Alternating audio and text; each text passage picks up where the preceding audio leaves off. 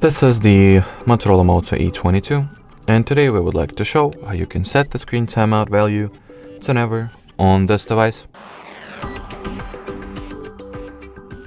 So if you will go to the settings, then enter the display category and expand the available values for the screen timeout, you'll see that the highest we can go by the default means of the system is 30 minutes.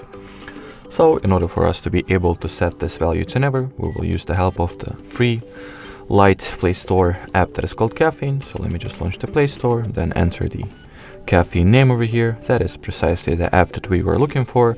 Caffeine - keep the screen on from the HardReset developer. Now let me just go ahead and install the app.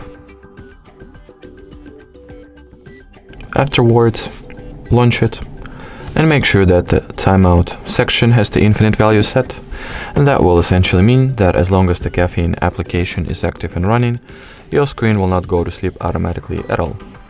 So that will be it for this video. Thank you so much for watching, and bye bye.